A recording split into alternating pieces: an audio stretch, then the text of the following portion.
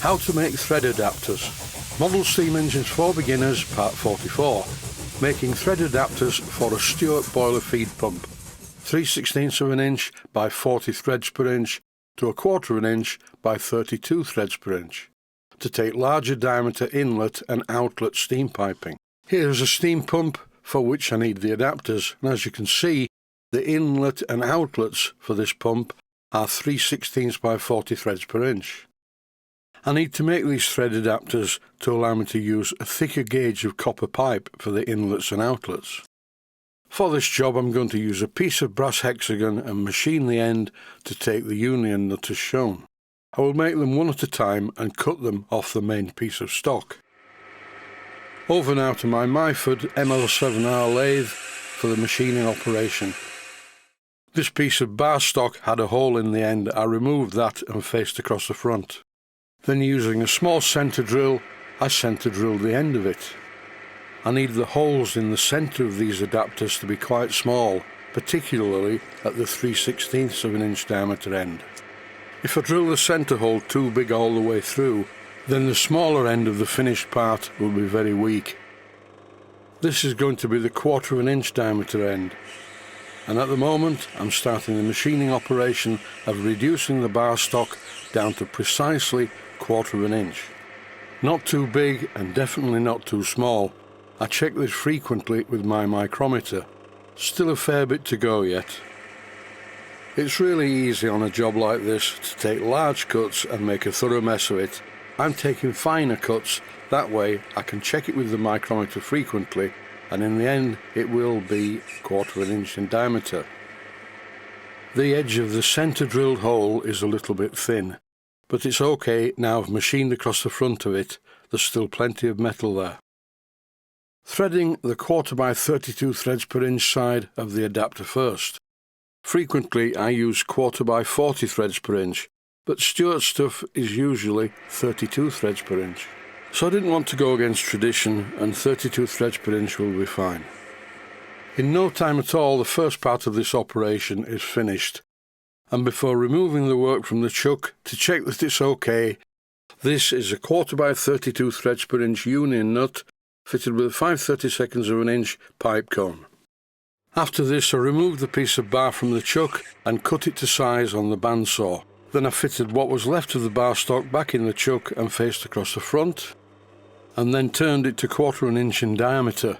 In this clip, using my tailstock die holder, once again I'm threading this part 1/4 by 32 threads per inch.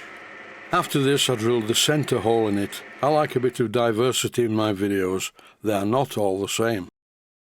And once again, to test the integrity of the thread, I fit a 1/4 by 32 threads per inch union nut with a 5/32 of an inch union cone. Now need to make a jig to screw the parts into so I can machine them to the length that I require. After centre drilling this piece of brass hexagon, I drill a hole part of the way down the middle, 7/32 of an inch in diameter, which is tapping size for 1/4 by 32. Then using a 1/4 by 32 threads per inch tap, I cut a thread part of the way down this hole. I'm making a mandrel into which I can screw the parts that I've just made, because I need to turn the other end down to 3/16 of an inch in diameter and thread that. If I hold the part that I've just made by the thread to machine the other end, that will not end well. If you don't believe me, well, try it. By screwing the part finished thread adapter into this mandrel, it's held securely. I could use a 1/4 by 32 union nut, but this is a lot stronger and more accurate, as it's less likely to move around in the chuck. When I cut these two parts that I've made, I purposely cut them too long, because it's better having the brass too long than too short.